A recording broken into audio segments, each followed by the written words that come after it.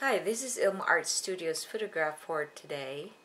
That is a mansion along the highway.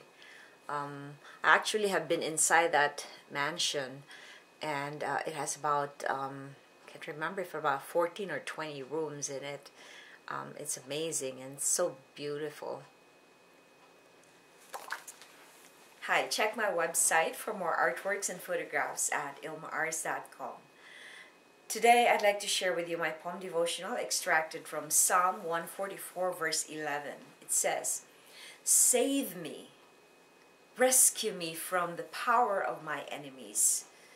Their mouths are full of lies. They swear to tell the truth, but they lie instead." Here's my poem.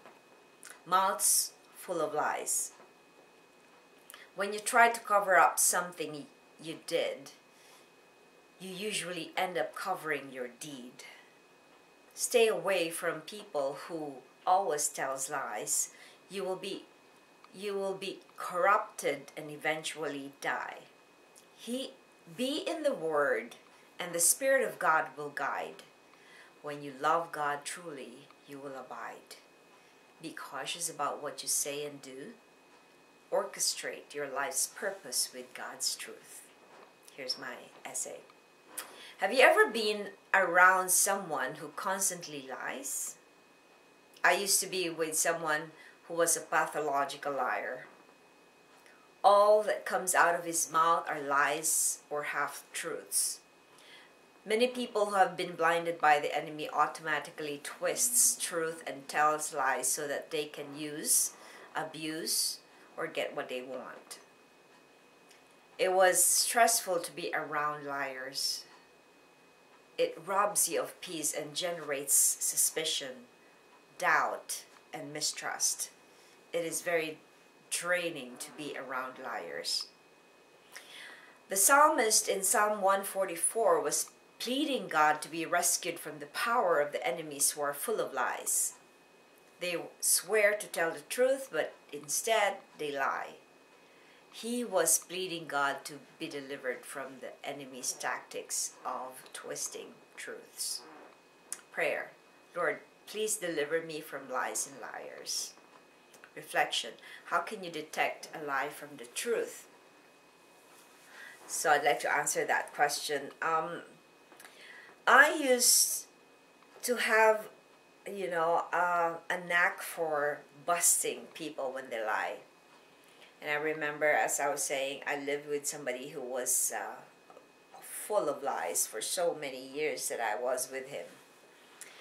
And I was a Christian. I was a Catholic. I was a Christian then, but I was not really reading the Bible, so I didn't really know the truth from a lie. But I know somehow maybe the Spirit of God has been guiding me since I was a little child. I knew what was wrong, and I knew when I am being wronged as well, or God is being wronged. So what I did to get out of this relationship, this was like almost a 7-year long relationship that I lived with, and the only way I was able to get out of this toxic relationship was to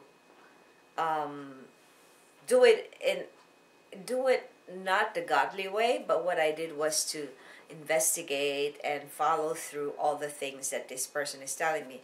So for example, when he tells me that this is, he actually creates stories. And you'd think that if you think that he creates such stories that are so true, that they sound so true. So what I did was to write all the, because I had a feeling that he was lying, and every time I had that feeling, I would write down his reason or whatever his story was, and then I would investigate on that. And I did it for maybe almost a year.